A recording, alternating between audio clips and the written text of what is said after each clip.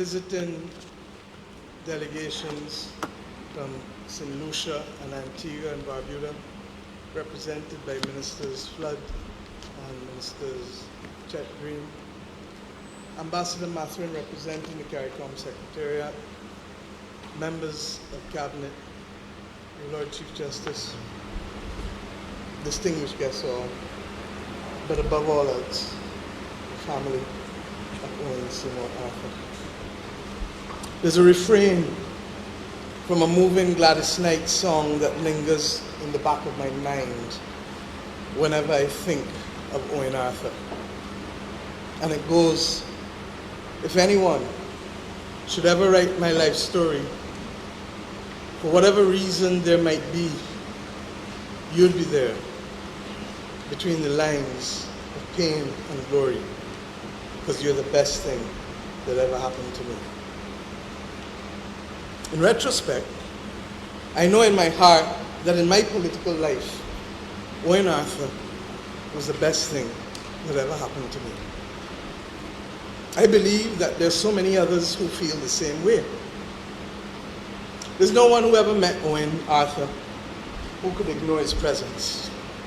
His intellect was large, his personality complex.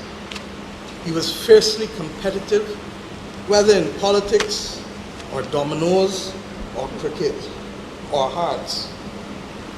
This should be no surprise to us, for his initial defeat in this parish by one vote was quickly transformed into a victory and the start of a distinguished parliamentary sojourn for 34 years in the House of Assembly. Owen was consumed by politics and policy. His love of politics was anchored by a strong love of country and a keen sense of duty. His list of achievements was vast, but no single one was perhaps as great, in my view, domestically, as consequential to the average Barbadian as the leadership he displayed in wrestling unemployment from 25% in this land to under 7%. Early on, as he faced down the United States government in defense of our sovereignty on the now infamous Ship-Rider Agreement, he demonstrated that he understood and embraced fully the Barbadian tradition of courageous leadership in the international arena. He spoke truth to power. He fought for fairness and he fought for fair treatment, and he stood firm on principle. Indeed, his advocacy for our rights and interests extended far beyond Barbados to embrace small states everywhere.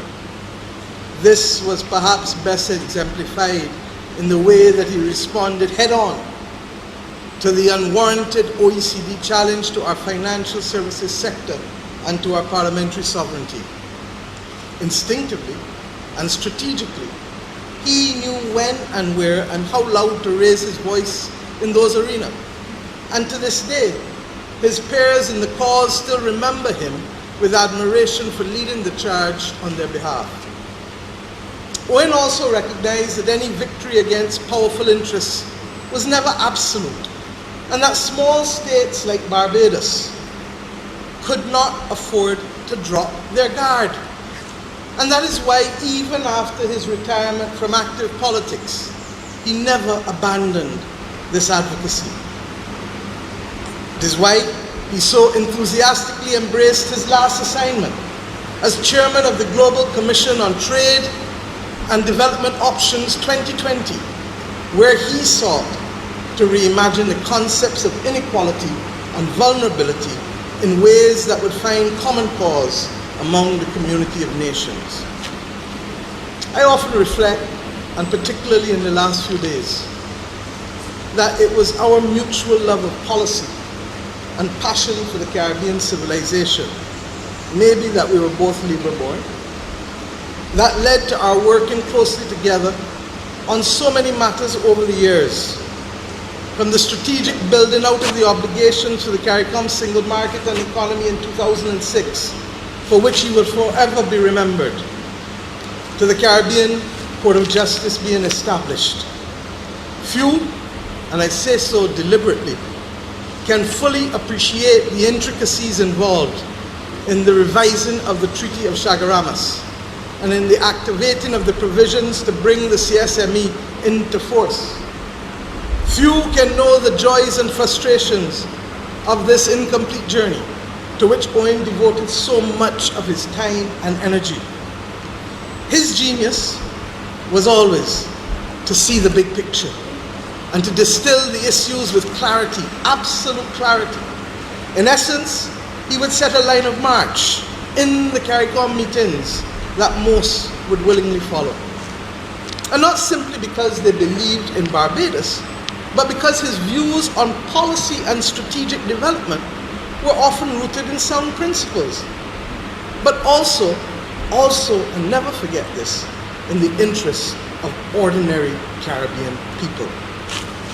Now more than ever, we, his successors in regional leadership, have a solemn duty to the memory of Owen Arthur to build upon and finish the task that he helped to start. Maybe this passion for the Caribbean was best reflected in his love of Jamaica. One only needs to reflect on the statements of former Prime Minister P.J. Patterson and former Minister of Finance Omar Davies given on his passing.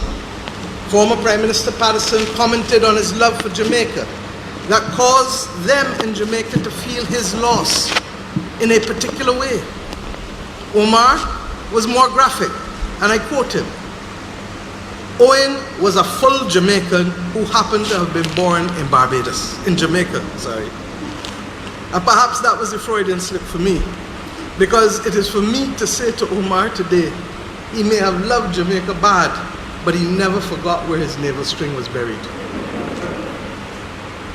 I am reassured that it was this commitment to common causes, buttressed by that keen sense of duty of which I spoke, that allowed us both to place the interests of our country as our guiding principle in coming back together in recent times to work on these matters of great national and regional importance. This, my friends, was always our glue. This was always our bridge to reconciliation. In the shadow of Nelson Mandela, and more appropriately in this church, in the shadow of the teachings of Jesus Christ and the New Testament. During the last year, Owen willingly, therefore, undertook assignments on matters of international trade policy, as I said, the preparations for UNCTAD, the design of a new industrial policy framework as requested by Minister Toppin, his hands-on role in the Jobs and Investment Council for all of us who spent the hours in those meetings seeing the passion that he brought in every intervention.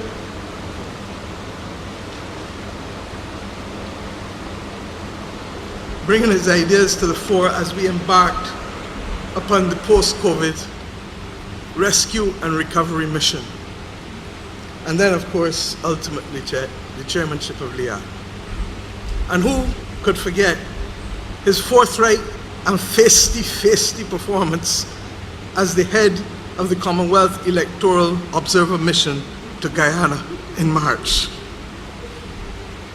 Frequently over the last year, Owen and I resumed long conversations on the state of the country, on the region, on global issues facing small states. And we shared a lot recently talking about the challenges and experiences of governance. We acknowledge the reality, truly, that we are in a relay race.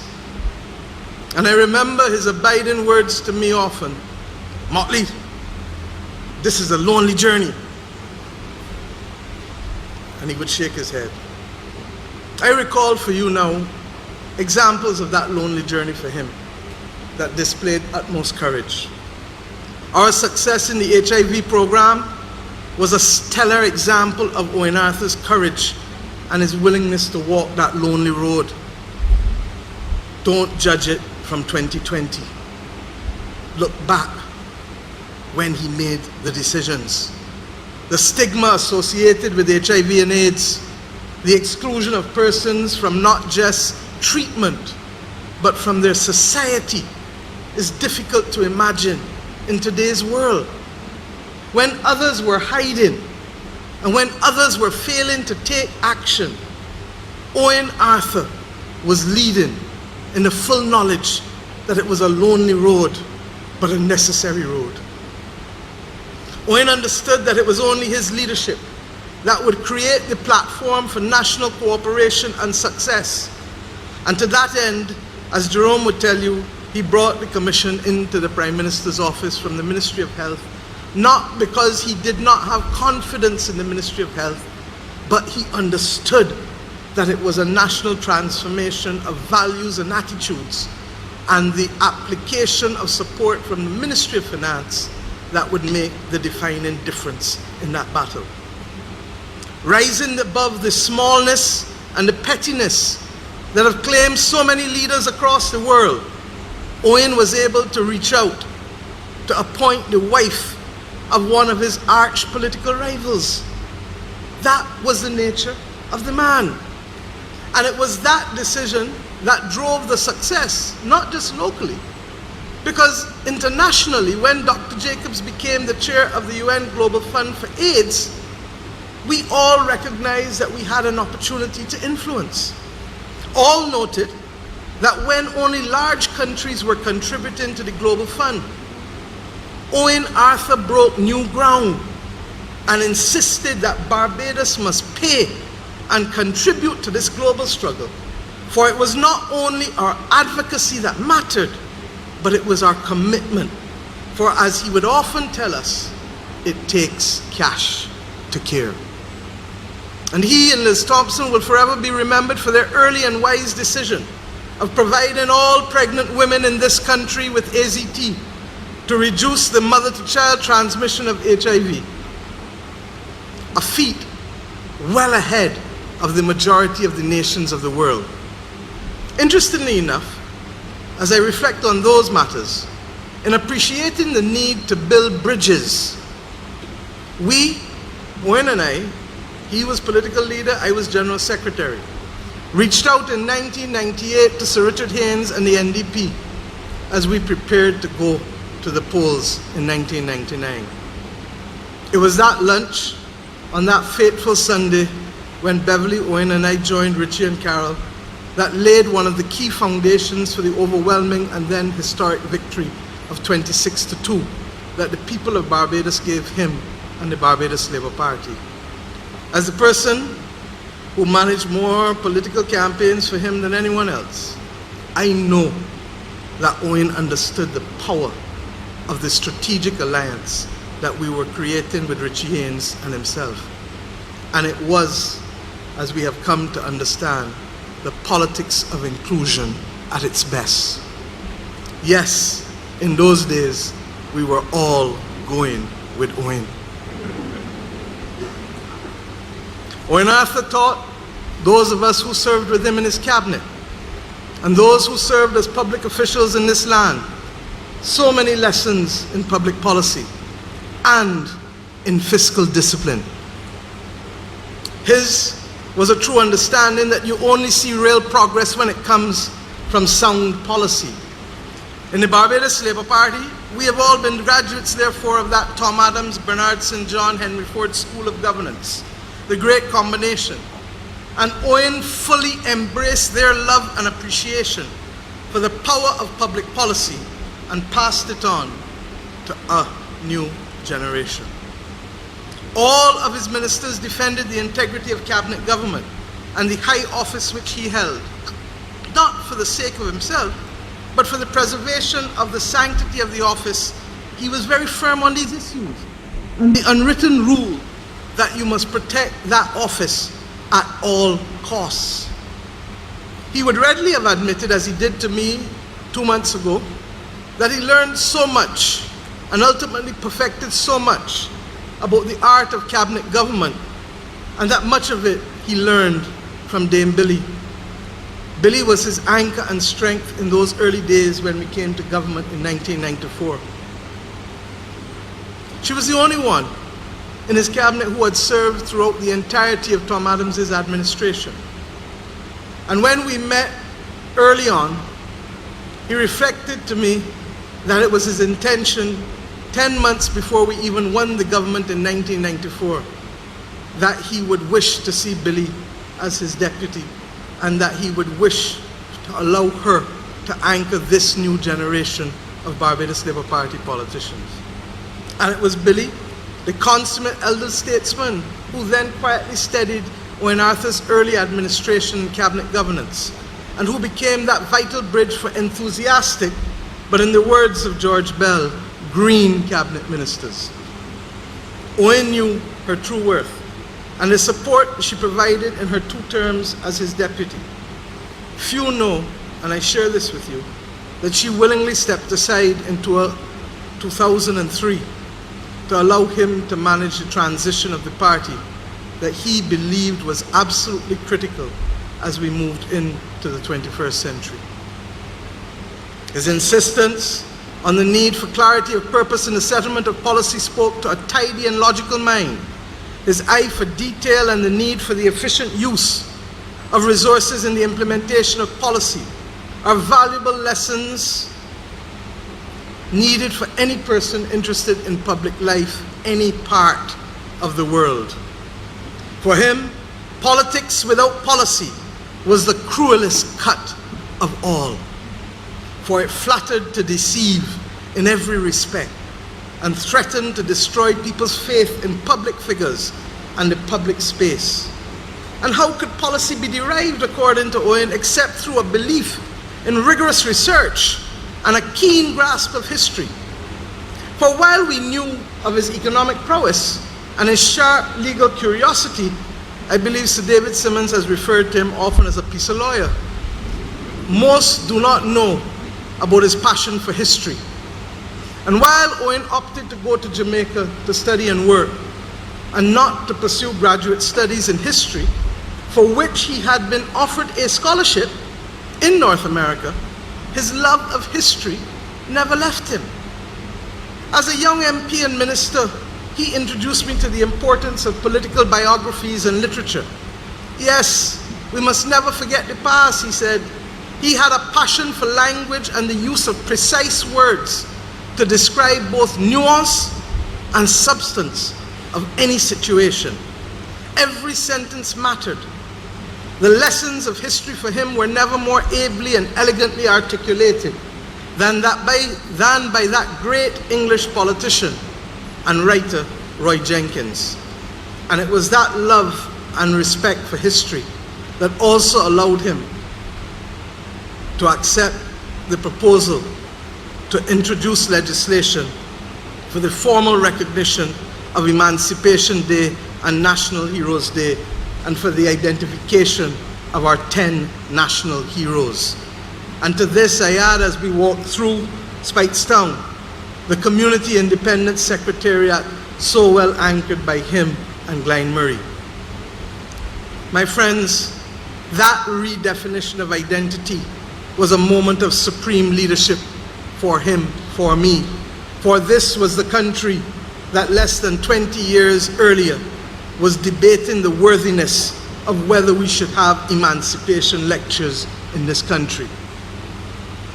This was the country that debated whether Bussa should be even recognized in Barbados, far less a national hero. He instinctively understood that this was necessary for moving our people to the next stage of national development. The recognition of the need for sacrifice in pursuit of a greater cause, and the preparation and perfection of excellence and all that we do to attain it, as he and I both felt, no better exemplified than by our own living national hero, the right excellent Sir Garfield Sobers. I will tell you, Sir Gary, he never forgot, however, the sixth love that he and I gave you in Holders Hill. Who can forget Owen Arthur's words to thousands of persons in Carlisle Car Park, as he inspired us all by reminding us that Barbados must not settle for the bronze. Barbados must not settle for the silver. Barbados must always, always go for the gold. As for his own person, Owen eschewed the notion of honors or accolades. It is instructive that the two medals that adorned his body and now adorn his coffin as he lay here speak to the liberation struggles of our people and our region.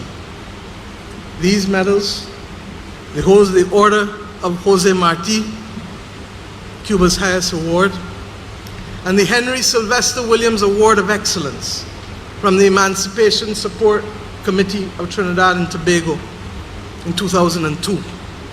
Most do not know that it was Henry Sylvester Williams who staged the very first Pan-African Congress in 1900, and hence the worthiness of this award was truly, truly touching. But ultimately, we the people of Barbados, remember Owen for his ability to communicate. He was a storyteller, a true storyteller. He was a teacher. This skill was built on a finely crafted dry wit and a natural ability to impart knowledge, seemingly without effort. Anybody who went to a public meeting would know that. It was very often accompanied by a mischievous smile and a confident tone that underscored a recognition on his part that he had just scored a boundary, whether a 4 or 6, the audience could determine. He made the most complex economic subjects on a political platform seem as simple as ABC. He understood that from shopkeeper to lecturer, the message should be clear. Much of his teaching ultimately, therefore, was done in public through these lectures and through these speeches, which fortunately remain accessible to all, and in many instances as relevant now, I say regrettably, as the day they were delivered, only because of the long arc of development that we of the small states must travel to bring change. We all know that Owen's tongue was one of the tools of his trade. It could equally be his weapon of choice, and I dare say for some, a weapon of mass destruction. But let us be clear, this extraordinary capacity, and Kerry would appreciate this, first rested upon an abiding love of language and great literature. He was a firm believer in reading outside of your discipline or training while immersing yourself in great literary works to give you context and appreciation of life. And as for the man we knew, a man of great complexity. But that was what made him such a forceful personality. He had a strong passion for the public causes that he adopted. But yet, he loved simplicity and privacy. And I ask the people of Barbados to respect that, especially with his final wishes for a closed casket. He required and defended form, pomp, and ceremony as critical elements of nation building, even though at that personal level he eschewed publicity and pomp. The dignity of the parade this afternoon and the majesty of your voices in this church would have pleased his heart greatly. He loved the countryside. He loved the word bucolic. And he relished being described as a country boy. And we all knew the country boy loved cooking, from pepper pot and wilts to sorrel. But above all else, he believed in his daughters, Sabrina and Leah. And he spoke of you with great fondness and tremendous pride, always. Always. Sabrina, you with the numbers, and Leah, you with the law. He lived, I think, Leah, more so vicariously through you, because after so many years of diligent practice, he believed that he could finally be in a position to be called to the bar. And to Isabella, yes, you, Isabella, you were the apple of his eye.